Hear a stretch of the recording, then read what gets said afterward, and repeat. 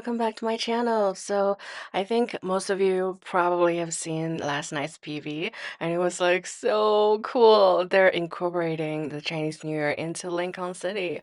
So I did the paper carding patterns on the Rafayel card and let me show you how I did it.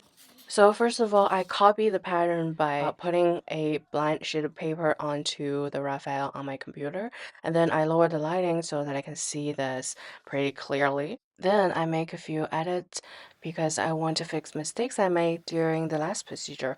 Also, I need to change a few things that doesn't make sense because paper carding is all about connectiveness.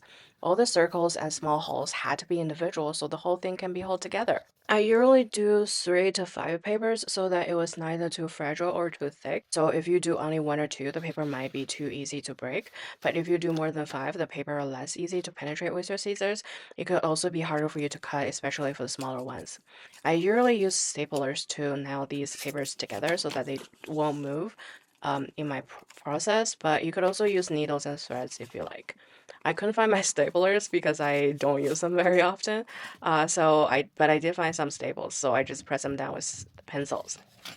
Please do remember to do everything inside before cutting the outside pieces. Otherwise, yeah, again, paper cutting is all about structure and stableness. Then I start with the smaller holes so that I can maintain the integrity of the whole piece. I usually compartmentalize things, so basically I do things block by block so the structure is less fragile. I usually leave the biggest pieces or biggest holes to cut in the end for the same reason.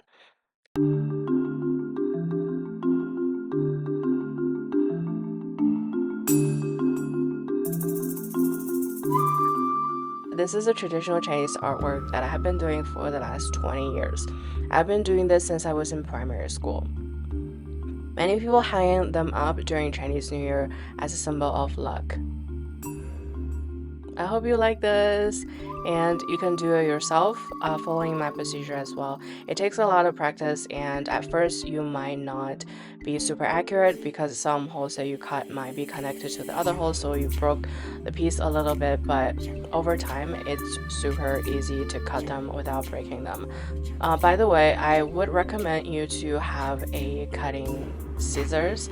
So basically, if you have a scissors with a very blunt head, it's not going to be able to do, you're not going to be able to do that very efficiently. They might not be able to like cut through the very small pieces. This scissors that I picked out was actually for eye surgery. I have been doing this for over 90 minutes and I finally finished it. Do you like it?